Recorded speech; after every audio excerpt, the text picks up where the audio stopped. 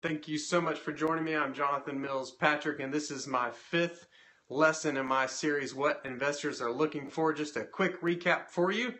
And for lesson 1, we talked about the fact that investors are looking for a wonderful team to invest in, a group of people that can execute on. Lesson number 2 was a great idea that solves a solution. Lesson number 3, we talked about market size and market share that investors love to see in startups that they work with. And then in our last lesson together, we talked about intellectual property.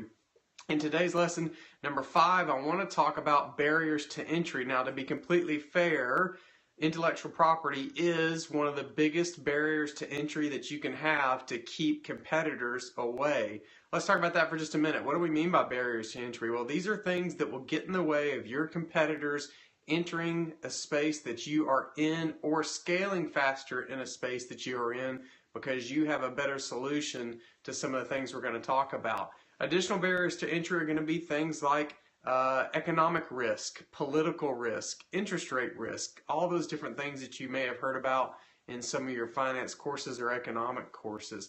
Other barriers to entry could be that your startup has already started to scale so quickly that larger companies just decide it's easier to purchase your company than to try and knock you off. And that's one of the things many startups try and do. You try and scale very quickly, and that's always a concern for an investor, is that a larger company that has more resources than you do will decide that your idea is that good and they just want to knock you off and put you out of business. So the biggest barrier to entry there is for your company to scale so quickly that it's less expensive for a company to buy you out than it is to start up their own division trying to do what you're doing and knock you off. So investors love to work with companies that have barriers to entry. This protects their investment, makes it harder for competition to replace them. As usual, keeping these sessions brief for you for quick learning lessons.